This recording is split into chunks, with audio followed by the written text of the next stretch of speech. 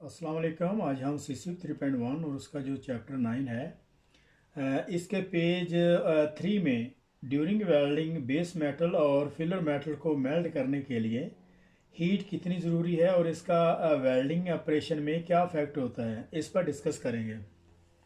और last page 2 में जो फ्यूजन वेल्डिंग प्रोसेस के लिए जो 4 रिक्वायरमेंट होती हैं, उनमें से 3 को जो जैसे प्रोटेक्शन है, क्लीनिंग और एडिक्वेट प्रॉपर्टी, इस पर डिस्कस कर चुके हैं। और अभी हम जो इसका जो लास्ट हीटिंग है, sufficient high for the type of the welding being done. हम वेल्डिंग करने के लिए जो इसकी वेल्डिंग के दौरान जो इसकी जो हीटिंग है, इसका जो टेम्परेचर है वो काफ़ी होना चाहिए वेल्डिंग को सक्सेसफुली कंप्लीट करने के लिए। तो यहाँ से अभी स्टार्ट करते हैं। There are many heat source use for the welding. तो बहुत सारे ऐसे हीट सोर्स हैं जिससे हम वेल्डिंग के ऑपरेशन के लिए इस्तेमाल करते हैं। In fusion welding the main requirement of the any fusion welding process is that the heat source must be sufficient temperature to melt the material being done. तो ये कह रहा है कि इन फ्यूजन वेल्डिंग प्रोसेस में जो मेन रिक्वायरमेंट है, किसी भी फ्यूजन वेल्डिंग प्रोसेस की जो मेन रिक्वायरमेंट है, उसमें जो हीट का सोर्स है वो इतना होना चाहिए, उसका जो करंट है, जो टेम्परेचर इतना होना चाहिए कि बेस मेटल जिसको हम वेल्ड कर रहे हैं उसको अच्छे तरीके से वो मेल्ट कर सके। तो यहाँ पे वो बात कर रहा है कि बहुत सारे ऐसे हीट सोर्स हैं जिससे हम वेल्डिंग ऑपरेशन को सरंजाम देते हैं। जैसे कि फ्यूजन वेल्डिंग प्रोसेस में हम इलेक्ट्रिक आर्क को ज़्यादातर इस्तेमाल करते हैं। तो यहाँ पे वो बात कर रहा है कि there are many heat source use for the welding. तो बहुत सारे वेल्डिंग करने के लिए ऐसे हीट सोर्स हैं जिससे हम वेल्डिंग के ऑपरेशन को सरंजाम देते हैं। जैसे फ्यूजन वेल्डिंग प्रोसेस में आर्क वेल्डिंग प्रोसेस है, इसमें इलेक्ट्रिसिटी इस्तेमाल की जाती है। और इसके अलावा जो रेजिस्टेंस वेल्डिंग प्रोसेस है जिससे हम जो है वो एक स्पॉट वेल्ड वगैरह का प्रोसेस करते हैं। उसके अलावा गैस वेल्डिंग है, और जिससे हम जो है वो ऑक्सीजन और एसिटिलीन दोनों गैसेस की मदद से वेल्डिंग के ऑपरेशन को जो है वो डन करते हैं। और इसके अलावा वेल्डिंग विद प्रेशर है, दोनों तरफ से जो है वो प्रेशर की मदद से पहले मेटल को हीट करते हैं, फिर दोनों तरफ से उसको जो एक्सियल लोड का प्रेशर दे के उसको जो है वो जो है आपस में जोड़ा जाता है। और इसी तरीके से बहुत सारे दूसरे वेल्डिंग प्रोसेस जैसे बीम वेल्डिंग है, अदर वेल्डिंग प्रोसेस हैं, और कटिंग और गोजिंग का प्रोसेस किया जाता है। और इसके अलावा दूसरे भी बहुत सारे ऐसे नए नए जो टेक्नोलॉजी जो आ रही हैं, उसमें नए नए जो वेल्डिंग के प्रोसेस जो है वो डिस्कवर हो रहे हैं। तो यहाँ से अभी इसको हम देखते हैं। The intensity of this heat is also a major factor. और वेल्डिंग ऑपरेशन के दौरान जो हीट की जो इंटेंसिटी है वो बहुत ज़्यादा मेजर इफेक्ट रखती है, which will mainly affect the speed of the welding operation. और ये जो है वो वेल्डिंग के दौरान वेल्डिंग की स्पीड पे बहुत ज़्यादा मैटर करती है। अगर जितना ज़्यादा उसकी इलेक्ट्रिसिटी, उसमें प्रेशर, टेम्परेचर, उसका जो करंट ज़्यादा होगा, उसी हिसाब से उसकी जो वेल्डिंग स्पीड है, उसकी जो ट्रेवल स्पीड है वो इंक्रीज होती है। This section briefly describes some of the various types of the fusion and the solid phase welding process available to the welding engineer. तो इस चैप्टर में बहुत सारे ऐसे वेल्डिंग प्रोसेस हैं जिसको मुख्तलिफ जो है वो इसमें मुख्तलिफ फ्यूजन वेल्डिंग प्रोसेस और इसके अलावा सॉलिड फेस वेल्डिंग प्रोसेस हैं। तो इस सेक्शन में बहुत सारे ऐसे फ्यूजन वेल्डिंग प्रोसेस है, और इसके अलावा सॉलिड फेस वेल्डिंग प्रोसेस है जिसको जो है वो 4063 वेल्डिंग, इसका जो BSEN 4063 का जो कोड स्टैंडर्ड है उससे लिए गए हैं। तो in BSEN 4063 welding cutting process are classified as a group as a follow.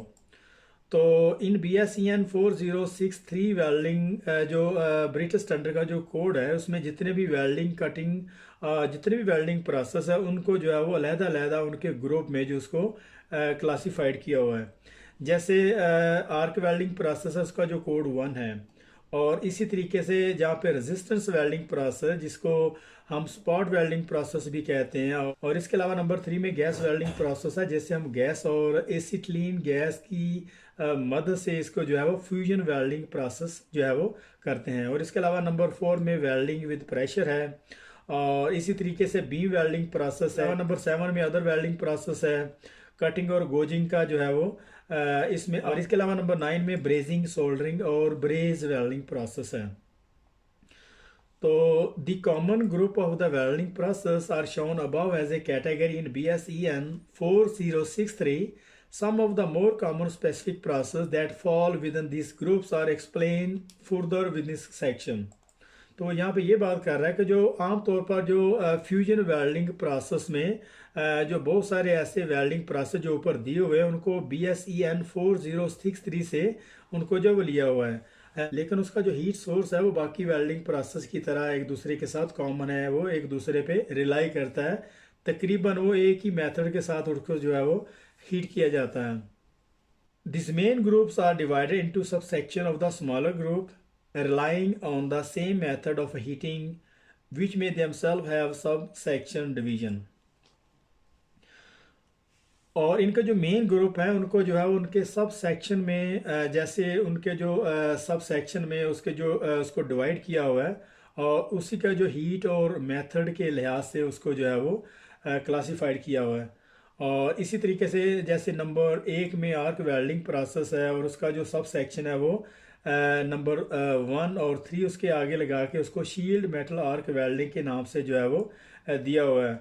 और इसी तरीके से 130 का जो सब सेक्शन है उसके आगे 1 लगा दिया और उसको जो 131 के नाम से जो मिग वेल्डिंग प्रोसेस के नाम से, जिससे नट शीट वेल्डिंग का जो प्रोसेस है हम इसको देखते हैं। The most common group use for the welding of plate by material uses the electric arc as a main heating method. तो यहाँ पे वो ये कह रहा है कि वेल्डिंग के लिए जो मोस्ट जो कॉमन ग्रुप हैं जैसे वेल्डिंग ऑपरेशन के लिए जो पाइप, प्लेट है और ऐसे मटेरियल को वेल्डिंग करने के लिए इस्तेमाल किया जाता है वो ज़्यादातर जो है वो इलेक्ट्रिक आर्क ही है। इसका जो पाइप और प्लेट को वेल्ड करने के लिए जो आमतौर पर जो फ्यूजन वेल्डिंग प्रोसेस में जो हीटिंग का जो मेथड है वो इलेक्ट्रिक आर्क ही है।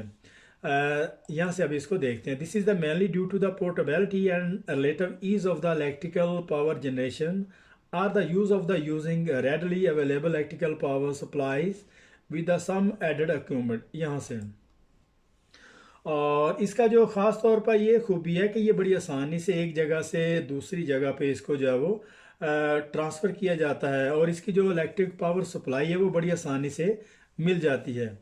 और इसमें इसकी जो इलेक्ट्रिसिटी है इसमें कुछ जो इक्विपमेंट ऐड करके उसमें जो है वो एक वेल्डिंग प्रोसेस को डिस्कवर किया हुआ है जिसको हम manual metal arc welding process कहते हैं, which in its most basic adaptation of the arc process as a manual metal arc welding may be as simple as a transformer, rectifier, 2 by high duty cycles, electrical copper leads, an electrode holder, a power turn clamp and consumable electrode and a suitable shaded visor।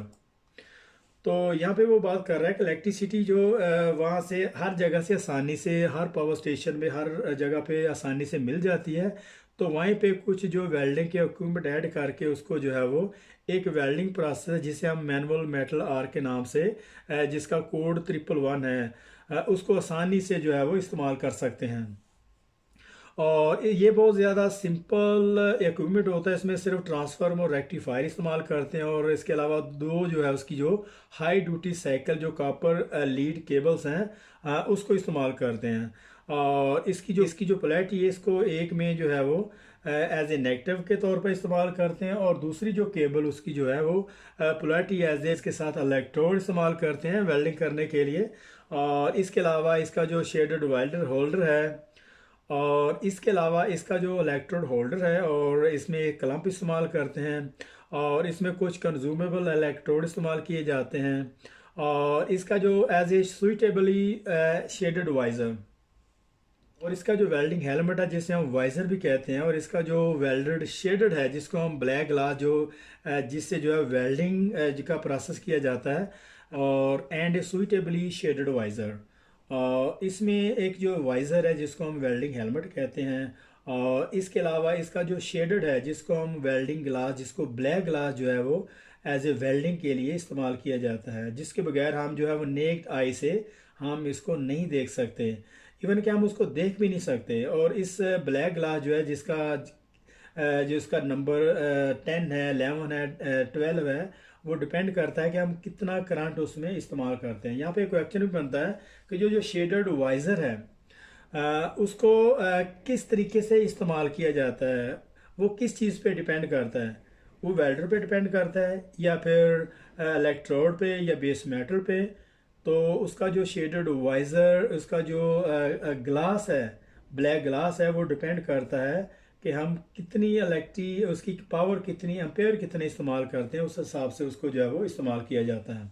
और कौन सा ऐसा welding process है जिसको हम simply से जो है वो बहुत सारे इक्विपमेंट को इस्तेमाल किए बगैर इस्तेमाल करते हैं, तो वो होगा manual metal arc welding process. और इसमें सिंपल इक्विपमेंट कौन कौन से होते हैं, उसमें दो केबल होती हैं, एक को नेगेटिव पोलैरिटी पे और दूसरे को पॉजिटिव पोलैरिटी पे इस्तेमाल करते हुए एज ए इलेक्ट्रोड के तौर पर उसमें जो है वो इलेक्ट्रोड इस्तेमाल किए जाते हैं वेल्डिंग के लिए। और इसके अलावा उसमें कंज्यूमेबल इलेक्ट्रोड इस्तेमाल किए जाते हैं और एक वाइज़र और शेडेड ग्लास वगैरह। और इसके अलावा इसकी जो कौन सी इसमें जो हीटिंग का मेथड कौन सा इस्तेमाल किया जाता है, वो होगा इलेक्ट्रिक आर्क। जितने भी वेल्डिंग प्रोसेस है कौन से ब्रिटिश स्टैंडर्ड में इसको जो है वो देखा जा सकता है, तो उसमें बहुत सारे कोड होंगे, जैसे 22553 है और उसमें 287 है। और इसी तरीके से BSEN के नाम से कोई और कोड दिया होगा, तो वहाँ पे होगा BSEN 4063। जो वेल्डिंग प्रोसेस है, जितने भी वेल्डिंग प्रोसेस सारे के सारे इसी वेल्डिंग जो इसका जो कोड है वहाँ से मिल जाते हैं, जितनी भी जानकारी है यहाँ से मिल जाती हैं। और इसके अलावा फ्यूजन वेल्डिंग प्रोसेस के लिए कौन कौन से हीट सोर्स होते हैं, बहुत सारे हीट सोर्स हैं, जिसमें इलेक्ट्रिक आर्क है और जिसमें गैस वगैरह का भी इस्तेमाल करते हैं। और डायरेक्ट उसमें इलेक्ट्रिसिटी जो है वो इन्वॉल्व की जाती है और बाद में उसका एक्सियल लोड का प्रेशर दे के उसको जो है वो आपस में ज्वाइंट किया जाता है। और इसी तरीके से उसमें और इसके अलावा वेल्डिंग ऑपरेशन के लिए अगर और इसके अलावा वेल्डिंग की स्पीड पे कौन सी चीज़ वो ज़्यादा मैटर करती हैं, तो वेल्डिंग की जो ट्रैवल स्पीड है, ट्रैवल स्पीड के लिए सबसे ज़्यादा मोस्टली कौन सी चीज़ रिक्वायर्ड है, वेल्डर की डेक्सटेरिटी है, वेल्डर की डेक्सटेरिटी या उसका जो सफिशेंट टेम्परेचर या फिर इलेक्ट्रोड। तो वहाँ पे जो हमारा आंसर होगा वो होगा सफिशेंट टेम्परेचर। जो अगर इतना हो कि वेल्डिंग की जो ऑपरेशन है उसकी जो ट्रैवल स्पीड है वो उसका जो टेम्परेचर उस पर डिपेंड करती है। तो यहाँ पे हमारा CCU 3.1 का जो चैप्टर 9 है उसका जो पेज 3 है यहाँ पे ख़त्म हो रहा है। तो मिलते हैं नेक्स्ट पेज में, तब तक के लिए अल्लाह हाफिज़।